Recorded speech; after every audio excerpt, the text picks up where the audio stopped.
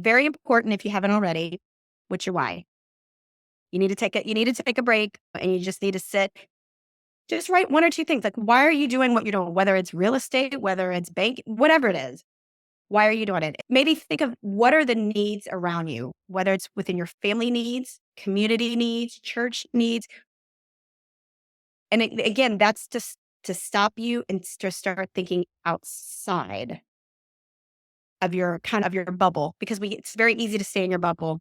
This is the Fit Investor Podcast, where we talk about how to live a more holistic life of being fit, not only financially, but physically and faithfully.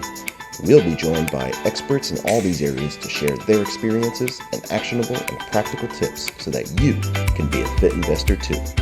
So now let's join our hosts, Cale Delaney and Brenna Carls. All right. Welcome, ladies and gentlemen, to another episode of The Fit Investor. I'm your host, Cale Delaney, and our fearless co-host, Brenna, is not joining us today as she has a sprained ankle from playing pickleball, of all things. So she is not going to be here. She's in physical therapy, which she shouldn't have missed today because our guest is a physical therapist. Our guest today is Miss Debbie Todd, and she's a mother of three, physical therapist, and hospitable host by day, passion-driven philanthropist by night. Her heart for people and their stories, combined with a passion to make a positive impact, seamlessly translates into her short-term rental business. And this dynamic creates a unique and purposeful connection with her guests and the community. Her mission extends beyond hosting as she seeks creative, intentional, and tangible ways to use her rental platform to give back and make a difference. In 2020, her and her husband, Jeff, stumbled into the world of short-term rentals by accident, which altered the trajectory of their lives. And now, as the co-founder of the Woodlands at Hocking Hills in Logan, Ohio, Debbie remotely manages their 2 vacation rentals from Columbus, Ohio. And through this platform, they currently support 12 charitable organizations, partner with 8 products to sponsor a child through Compassion International, and share their rentals with those in need and support organizations that provide resources to others. This joy of sharing her journey is not just a personal endeavor, it also means to motivate, teach, and inspire others along the way. She's also a recent author in the book Hospitable Hosts, Volume 3, so be sure to check that out. And her dedication remains unwavering, making a difference one rental at a time. And so we look forward to diving into all this. So Debbie, thank you for joining us on Fit Investor. Thanks for having me. Absolutely. Yeah, Debbie, just take us back a little bit. Tell us about who you are, and starting with your faith journey and everything, and then we'll let that lead into all these other aspects of your life. Sounds good. So my name is Debbie Todd. I live in Columbus, Ohio right now. I'm originally from Louisiana. Grew up there my whole life, went to undergrad at the University of Southern Mississippi, and then graduate school for physical therapy at LSU.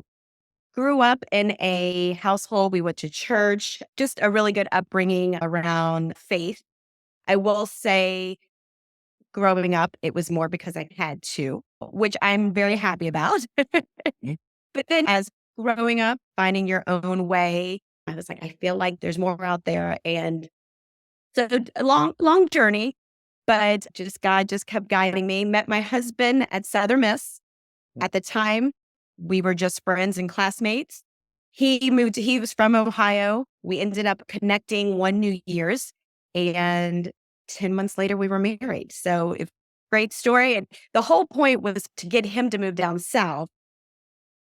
But here I am 20 years later. Back in Ohio. Yes, back in Ohio. So in Ohio, I've been here now 20 years. He is an athletic director at a local high school, and actually where one of our children goes, our middle child will be going there next year. And then I'm a physical therapist. I've worked outpatient home health, but I currently, the past 2 years, have worked in the prison system, which has been by far my most favorite setting. And who knew? Who knew? Excellent. So you're not in prison, you're just working in prison, right? I'm just working in prison. But it never gets old when I was like, I'll call you when I get out of prison. Like, it just never gets old, you know? Very nice. Yes. Excellent. So then, so you mentioned that growing up, you had a family that would take you to church, but it was just something that you had to do as a kid because your parents made you go. But when did your faith start becoming something that you were exploring on your own and starting to take more in depth? Yeah. So when I was in New Orleans going to PT school, physical therapy school, I started checking out different churches in the area, found a church that just spoke. It's like every time I went, I just could feel I didn't know it at the time, the Holy Spirit just speaking to me. Knew we tend to just search for things to make us happy, or when I just knew there was something more. I needed that relationship. And that's what I was missing. I knew it here about God. I mostly knew it here, but I didn't have the connection of the relationship. Moved to Ohio and I was like, I want to find the same thing. So my husband and I hate to say it, but we church hopped, just looking for churches, found one very close to our home. It was one of those things. It's just, you walked in and I was like, it's home. I was always nervous. I was the one that sat in the very back because if I needed to get out of there real quick for whatever. Like, what am I getting into? But had a great experience and met really great people. We've been in our local church now for 20 years, and we didn't have a family at the time. So I knew that maybe actually about 17 years. When we went through a lot of hardships, my family was affected by Hurricane Katrina. So that was devastating. We, a year later, had 4 miscarriages. That was extremely tough. We had a lot of tragedy in our family, very close to home. So, as all, you hate that it has to happen this way, but I was holding on and I was like, God, I know you're there. I don't feel you or see you, but I know I need you. Became pregnant with my son and was like, I'm all in. I'm like, I have no idea what I'm doing. I don't have it all together, but I'm all in. So got baptized actually when I was pregnant for my son, who is now 16, which is the biggest, he laughs because he's, do I need to get baptized? Because I'm already, so that's when I would say it's always your faith journey, but that is when it became mine. And the growth is just, I tell people before I would pray, like after I'd tried everything else Right. and go to God and be like, all right, what do I do? And now he is literally, and it's a process. It didn't happen overnight, but every decision we make, I go to him first. I'm like, all right, it's yours. Open doors, closed doors, guide us. And man, what a cool journey that is, right? All in itself. Absolutely. Absolutely. And Okay. yeah, like you said, it's unfortunately for a lot of us, just because of whether it's our stubborn nature or our Pride. fleshly, yeah, pride on wanting to control things, we oftentimes have to get taken down a rung on the ladder before we start taking God seriously. And not for everyone, but for a lot of us, that's the situation. And when that happens, it can have really one of two really opposite courses of action. It can either bring you closer to God or push you away. Uh, and so, what would you say to perhaps somebody who is struggling with maybe some of those similar things? Miscarriages, that's a devastating thing, emotionally, physically, everything. What would you say to somebody who perhaps is in that rock bottom moment and struggling and having those same thoughts of, God, I don't see you? I say community is huge. How that looks is different for everyone. Sometimes it's a church community. Sometimes I a lot of people, I would, my initial response is get into his word, start reading his word. But as I say that, 17 years later, that would have been very scary for someone. I'm like, I get into his word. I'm like, I don't know what any of this means. So right now I can say that as a little bit, I don't even want to say mature, but a little wide. I would say just an easy start listening to worship music, whether it's on the radio. That to me is a very easy way to get God's word in, um, speaking to you, his Holy Spirit of just, I feel like it's an easy way to start. You're in your car, you start listening, and I feel like he just starts speaking. And then from there, finding whether it's at your church or community or neighborhood, someone that can help give you godly wisdom. And again, whether it's, they might be able to help you get into, because his word, there's nothing better than getting into his word. But again, it can be a little overwhelming at first. Or Bible study. Those are a great way of understanding, getting closer. So and again, it does not happen overnight. I always say it's molding, it's steps, it's a little bit at a time that he's just molding us, and just be patient. So there are times I feel that there's something about, and it's very awkward at first. Don't get me wrong. Actually, I just thought of something else. Kneeling down.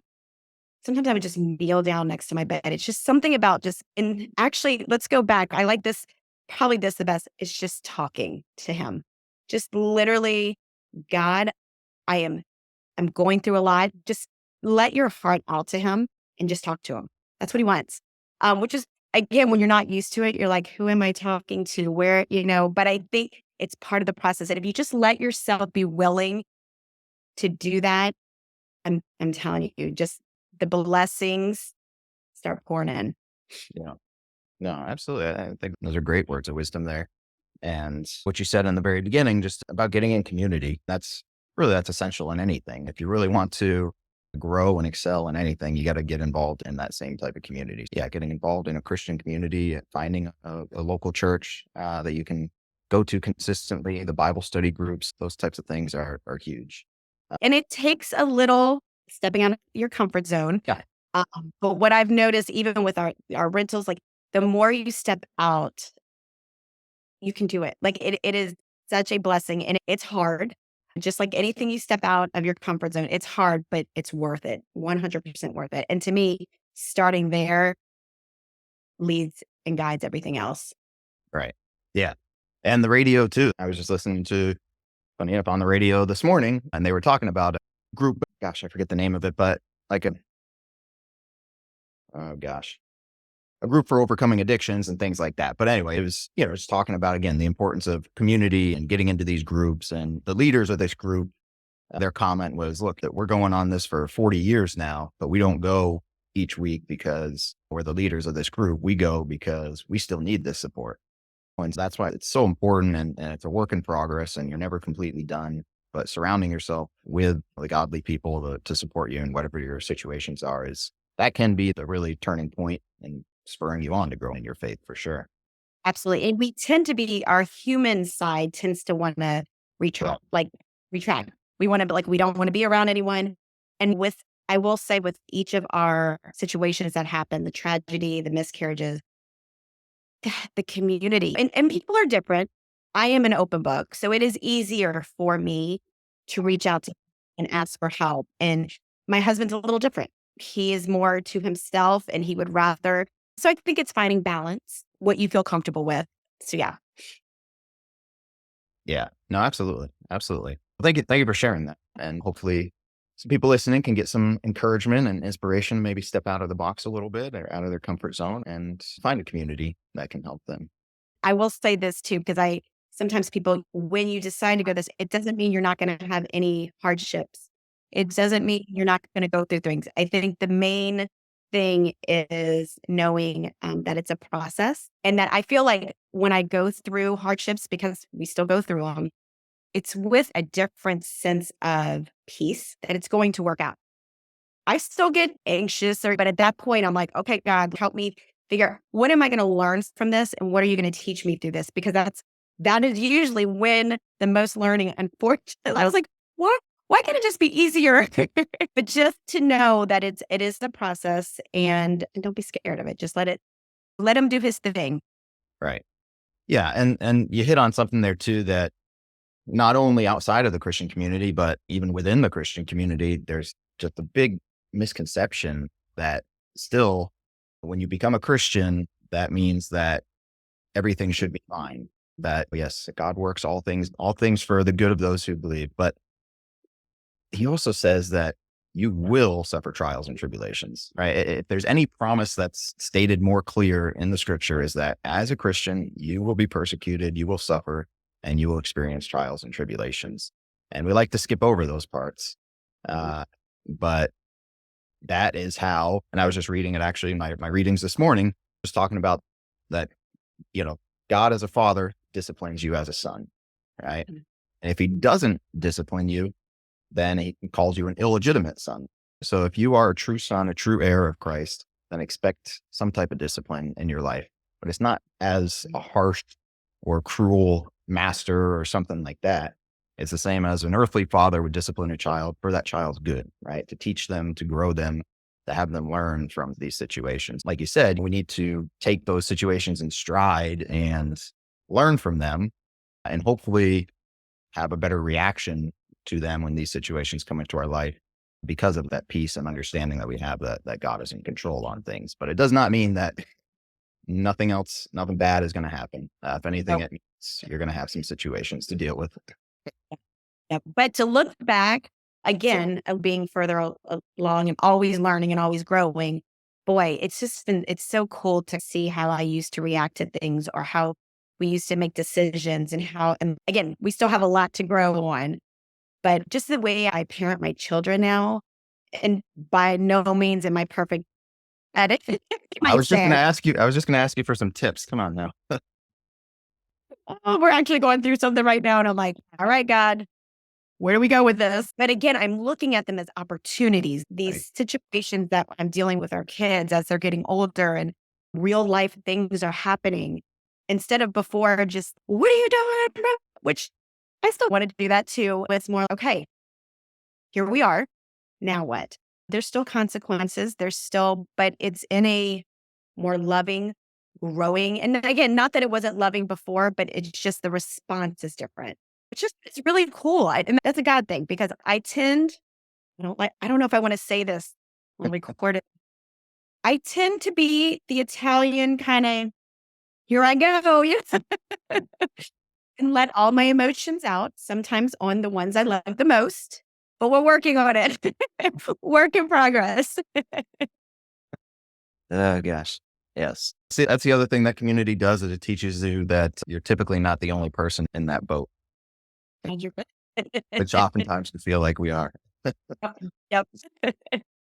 Excellent. Excellent. And so was your husband, did he have a similar upbringing? Was he Christian when you guys met, or is he along the journey with you throughout this time? I would say he was the same upbringing. It just we went to church. He went to church on Sundays. It was more of a Sunday thing, which again, I'm grateful for that. And then when I started moving on the journey, because a lot of things were happening in my family on my side, so I feel like I was the one trying to grasp any. So I think my journey pushed him.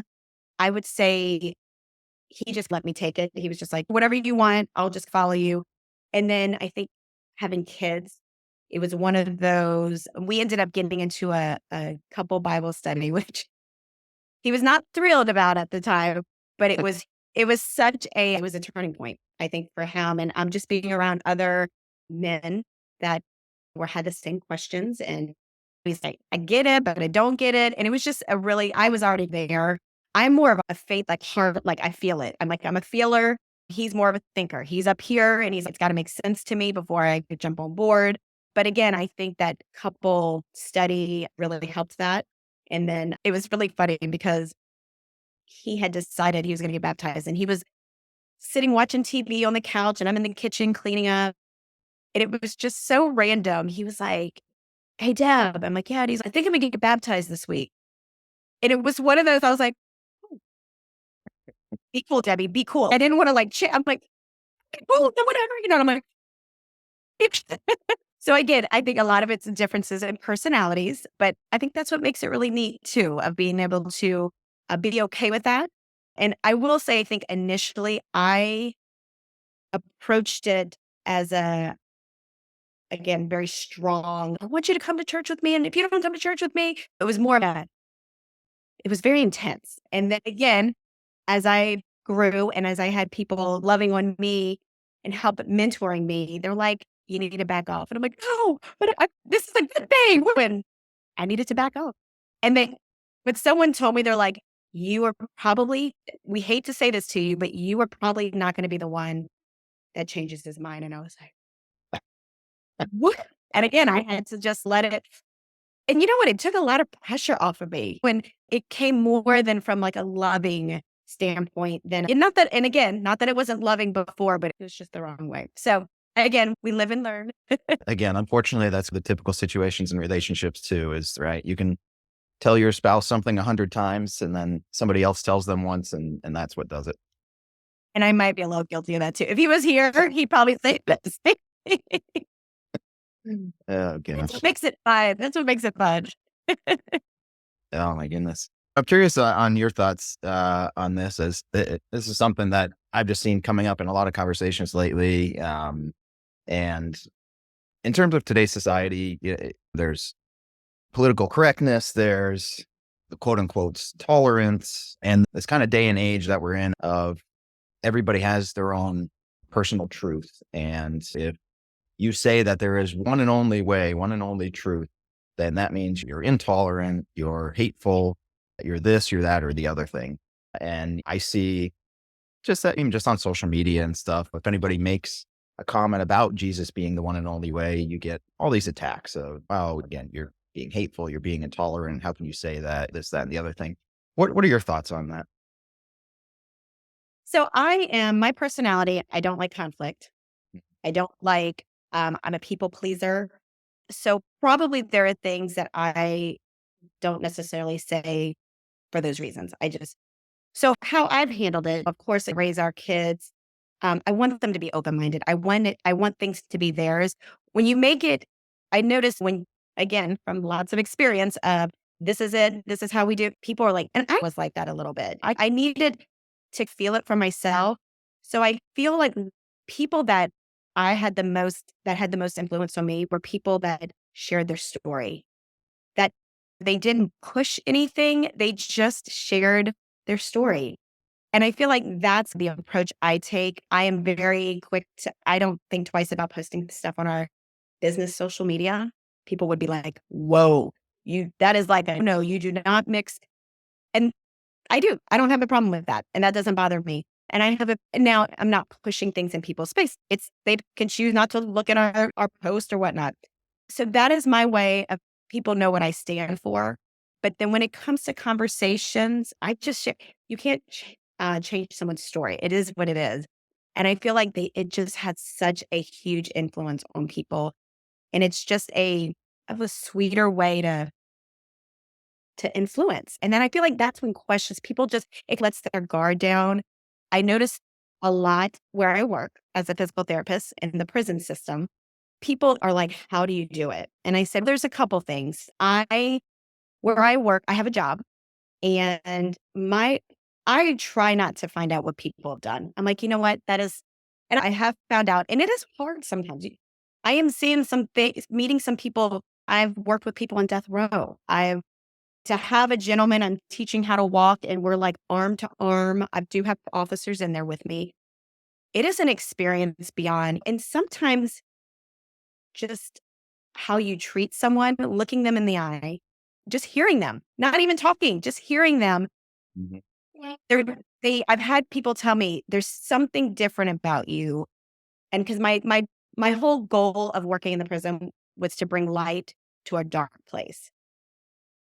And lots of times there's not talk about Jesus, but it's how I interact. I do have little cross earrings that I wear every day. And that was my thing. I was going to wear those every day. I've had many people and people be like, oh, what's with your cross earrings? So I think it's being open to people and just everyone's got a story and everyone's got an upbringing and not to be judgmental. It's so easy to be, oh my gosh, you did it. But God uses everyone, right? Yeah.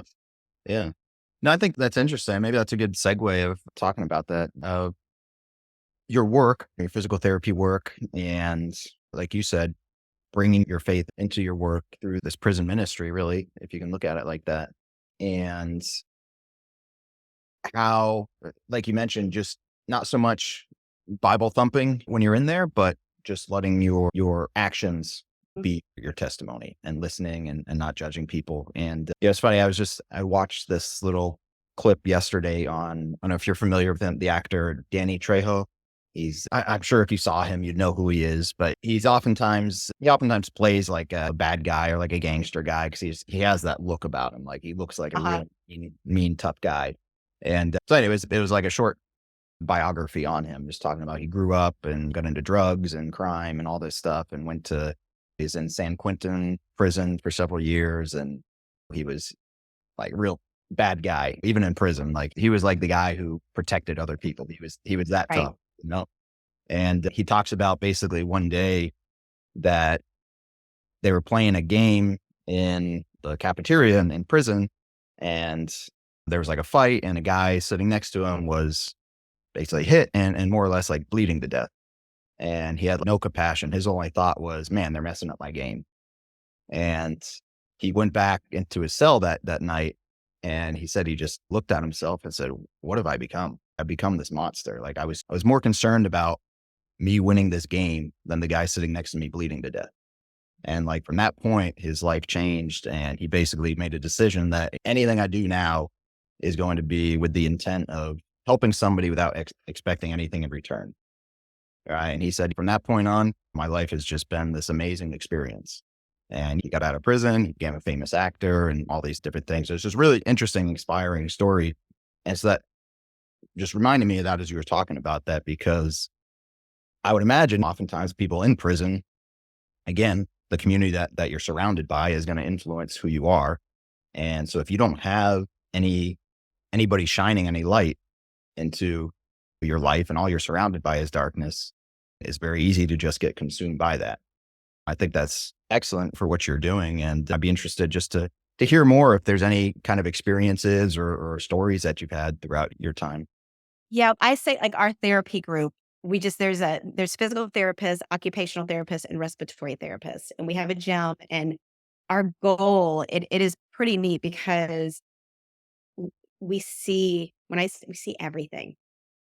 And when I say everything, what's on TV, like we are seeing the repercussions of that. If people are getting beat up, they go to the hospital to get surgery, and then we see them and now they have a brain injury or amputation. And so many times we've never talked at it as a group, but we're all very similar in what our beliefs are and how we approach it. It's just a full body. We're there for physical therapy to get them back moving because our goal is to get them out of our facility back to their facility in Ohio, whether that's in a wheelchair or maybe we tell them now they need assist with this and this. So now they've got to be, so our goal is to figure out we're a temporary spot to get them rehabbed and back to wherever they need to go safely. And so many conversations we have had with people of, okay, this is where you are. This is where we are right now. But now what? And some of these people are going to be in prison the rest of their life. Some are getting out in a year. Now what? How can you use this situation? And then sometimes we will you just feel it out of God uses everyone, whether it's in prison, whether it's not, family life. And gosh, what a cool opportunity to be able to speak truth to people that have never had truth or never had that attention, that type of positive attention. We have a gentleman that's a quadriplegic from being beat up in his prison. He's in an electric wheelchair now. And I'm like, wow, what can you do? The people you can to teach. And so our goal is to help them think outside their situation, right? That's really all of us. You always listening to your story just now. And I'm even thinking that in my life of I'm busy doing things and then I'll have my child come talk to me about something and I get annoyed. What? Because I'm focused on me and I'm focused and whether we talk about a lot of this now with our new business with rentals, it is our whole mission behind our platform, our rental platform is giving back to others. And that has literally changed the way we do business. When we get bookings, of course, we're excited. But now I'm like, a part of that will go now to this charity. It's just when we take the attention off of ourselves, we open up just endless opportunities for growth, for just all kind of things. But it is hard because we tend to be in our world, right? In our little bubble. So whether it's in the prison setting or just in our home setting with people or things happening, you're like, it throws you off your game. But it's how you look at it and like, all right, then now what? So yeah. Excellent. Let's jump into your rental business then. So just take us through the genesis of that, how that got started. And did you start it out with that mission of helping or was that a progression? So with this whole physical therapy in the prison setting, or like I feel like it's a ministry to a certain degree. I've been there 10 years and I thought I went to school for physical. I knew I wanted to be a physical therapist, went to school for physical therapy. That's all I've done for 20 years. I was retired as a physical therapist. I would say with this short-term rental, how it all came about, I feel like this is it's almost not that my job is done. But it's limited now within prison walls. I guess. And I feel like God is pushing me. I still love my job and I don't know I don't know if I'll continue doing it or if I'm not quite sure where that will lead, but I feel God guiding me more into this short-term rental world community that kind of blows my mind because we have no real estate. It's one of those things that people are like, oh, real estate, I do design. We have zero experience. My husband went to school for athletic director. I went to school for physical therapy. He was a teacher. And now we're doing something that we've never done before, which is super cool, very scary. It's all the emotions, right, attached to it. And so basically, it started with my husband saying, I think it's very difficult for us to travel because our kids are very busy in his schedule. So I would love to get a place an hour away that we could just go to. And I was like, you are insane because we cannot afford a second house. We can't afford that on our salaries. So he looked for about 3 years, found a place. We ended up buying it with another couple of friends of ours because we were scared to death to do it by ourselves. And it was in 2020. Again, the whole reason was that we were going to just enjoy it. We're like, I think people do short-term rent. I don't know. What's short-term rentals? Have you heard of Airbnb? What is that? So we ended up listing it with actually Evolve Vacation Rental. So they took over the listing and all that, which was great because I didn't know what I was doing. And then it booked. We were like, we couldn't even use it because it was so booked that we're like, what is this? So it went from a family getaway Right. to we're like, we got a little supplemental income here that is fantastic. So my husband and I we're like, let's do this again because yeah, why not? And it was really neat when we did it with the other couple, everyone just gravitated to their strengths. So my husband is all about handiwork, but the other guy was all about outdoor landscaping. The other lady was all about design, and I fell into hospitality and management. Perfect. Which I was, okay, cool. So then we found another place a year later that needed a total renovation. The other couple was not interested. So my husband and I are like, do we do this on our own? Okay. Scared to death. We had like plan A, B, C, and D if it didn't work. And I didn't know anything about price. I didn't know about anything. So we were just basically, we think numbers will work. So we did that. We started renting that out. And 3 months after we were renting that, I was standing outside and I was looking at our property. And I love guest reviews and how they're like, oh, thank you for letting us. It's such a cool feeling to have other people enjoy time together with their family. But I looked at it and I was like, it's bigger than that. And I have no clue what that means. And I went to my husband and I said, I just want you to know our rentals are bigger than us. And he's okay. And I was like, that's all I have. It's bigger.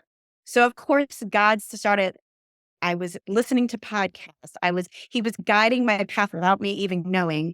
So we started off and our biggest why, I didn't know what our why was. I was like, people talk about whys. What's our why? And I'm like, I don't know what our why is. It changed. It went from a family vacation place to making money to now something bigger. What does that mean? So legacy was like our biggest. I want this for our family. I want to teach our kids through it, whether it's renovating. And then I've always been one to give back. We do Meals on Wheels or Special Olympics. So we had each kid pick a charity that meant something to them, which is really cool because it matches their personalities. And we decided to do 5% of each rental because that's what made sense. And we reevaluate that every year. So 5% of each rental goes to one of the kids' charity, but our guests get to pick. So it includes our guest. Interesting. And then it was really cool because guests had really cool stories about these charities. So my son picked Special Olympics, my middle daughter picked St. Jude's, and my youngest picked the Humane Society. And it's just that in itself of guest stories and input. And we got like a deeper relationship with our guests because of it. So that's where it started. And then it is literally my husband's, do you ever stop thinking of ways? And I'm like, nope, not at all. So that has been, I feel like that is where God is. It's in each season of our life too. Like we could not have done this 8 years ago because of where our kids were. Our kids are a little older now. So we're in a different, and that they're not only seeing, but we share everything with our kids, financials, the hardships they've seen. Unfortunately, Jeff and I just arguments, but we wrap it all into life lessons, which is that I am busier than I've ever been, but I feel more fulfilled and just purposeful of everything we do is with intention. And I bring God in first. And it is a game changer. It's so fun. I love it. I love it. Love it. Oh, that's awesome. Hey guys, it's Brenna Carl, CEO and co founder of The Mortgage Shop. When I'm not spending my time searching for the best pizza in town, working out, well, because of pizza, or fighting sharks, as Kale likes to say, I spend my time educating clients on the best investment products that will help them build generational wealth and making sure their loan process is as smooth as warm butter on a piece of toast. Call us today to get started with your investment journey at 800-816-7982 or, to talk more about pizza. Talk to you soon. And I'm curious on just the logistics of it. How do you work that with letting the guests pick the charity? Do you have like automatic messaging set up on that? And yeah, just take us through that a little bit, the mechanics. Yes. So initially, no clue what I was doing. So I was like, all right, let's just try it. So what I would do is Evolve, when we worked with Evolve, they would send out the initial like booking. Thanks for booking. This is their information. And that was it. Mhm. I wanted to have more connection with guests, and I wanted them to know that it's a family-run business and it's our home. So that was the main reason I reached out to guests, because I was like, hi, we're people too. Take care of our place. But then I added messaging when the day of check-in. I was like, if you need anything, reach out. By the way, we give back 5%. These are our kids' charities. Here's some more information, a link. Where would you like your money to go? And then usually they respond. So I do that for each booking initially. And actually, I really loved it. But again, as you start to grow, that gets harder. Right. So our more recent property I have done, it's now with Hostfully. So I can do any automated messages. So I've included, it's in our listing. I have it on our website. I included in our messaging and then it's also in our pre-arrival form. So they can so I have it in different places at different times. And and I let people know, hey, if you've already let us know, don't worry about it. Just a reminder. It's a little bit, it's not hard. I have a spreadsheet. And so every month when I'm doing my bookkeeping, I go through and I just do, okay, this guest wants here, this guest wants here. And then at the end of the year, and we have a little formula that we've incorporated so it takes out the 5%. And then at the end of the year, I have the kids write a check, like an actual check, because they have no clue what a check is. So I have them write a check and we go hand deliver it to the charity. And then we send a little video and thank you note to the guest. And I have them write the thank you of thanks for staying with us and thanks again for your donation. So and that's all kind of evolved as we're able to. Like I said, as of right now, we only have 2 properties. So it's a little bit more manageable. But my goal is to always make it more efficient. And my goal is to include this.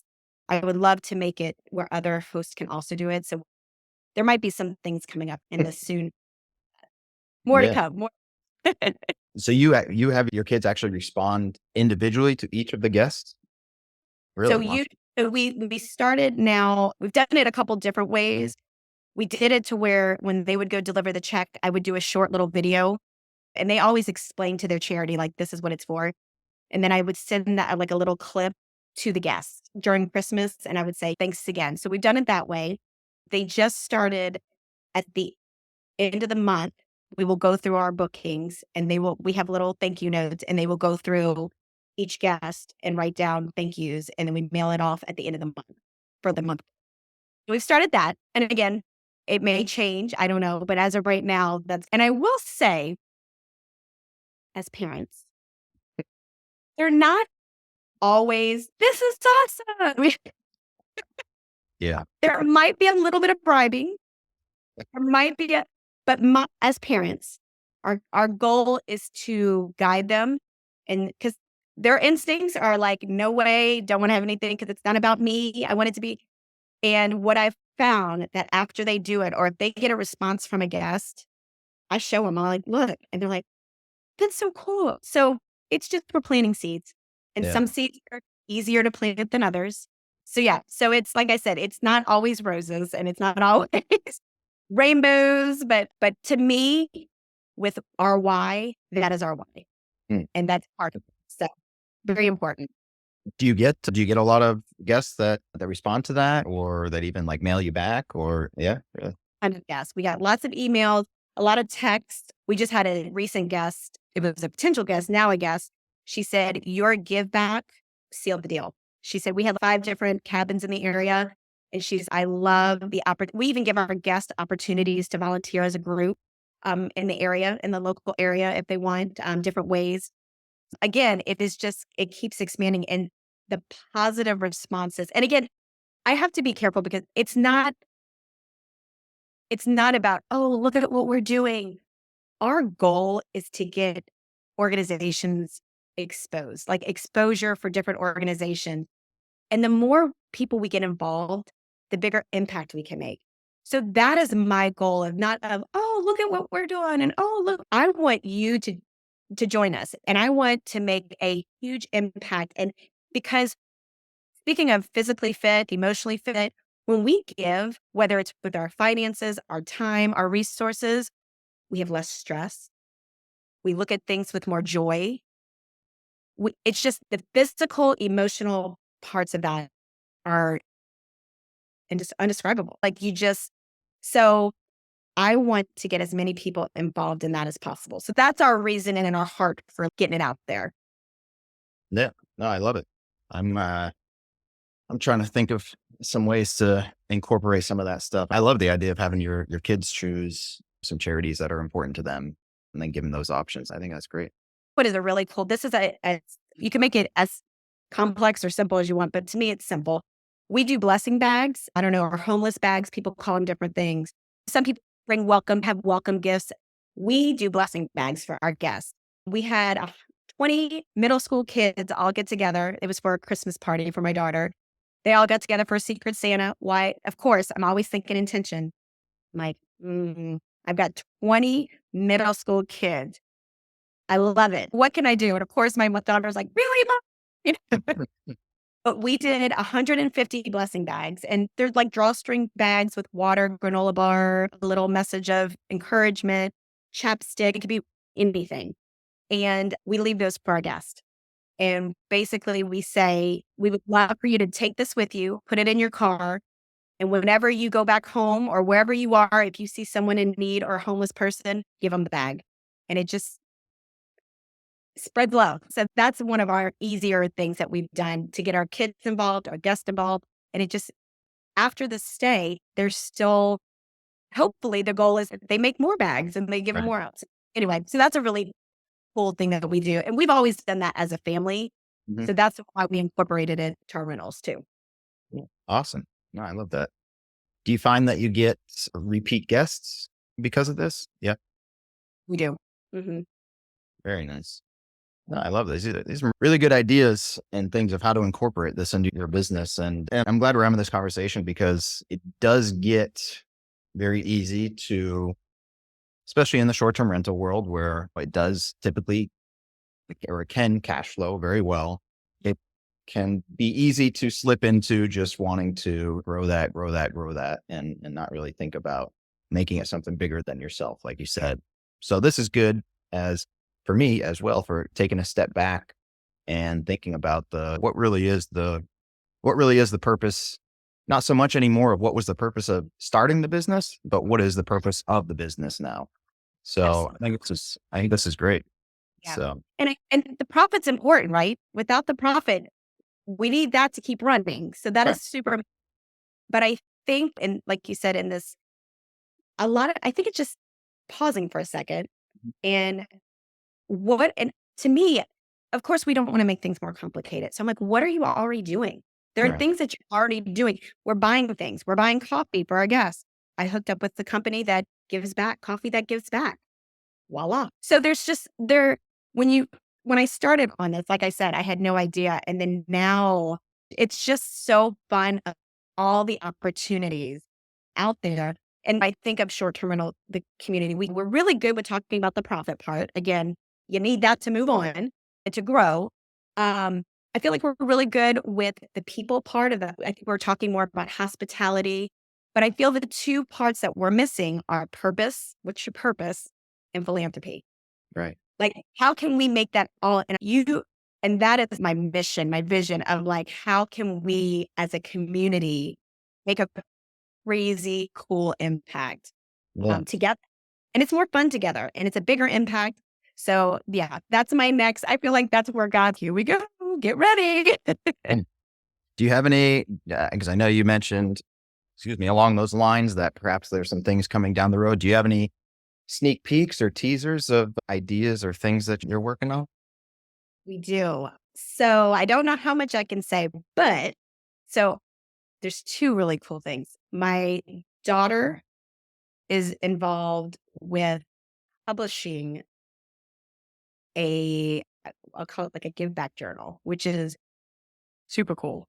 Hmm. Like I am so excited about that. I can't even take it. So that's going to be coming up soon. And then with Hospitable Host, which is really cool. We actually just had a meeting yesterday. We are going to be creating a nonprofit with Hospitable Host. Great. So I am super excited to just all the visions and ideas that I've had in my head for that have made no sense. And that was the best part. I couldn't even verbalize it. Even to my husband, he's like, "What do you mean?" I'm like, "I don't know." And I could feel God like working in my heart and I could feel, but like I couldn't verbalize it. And I feel like there's definitely becoming more clarity around it again. And I think it's with people that I've now connected with that I'm able to do that. I couldn't do it by myself.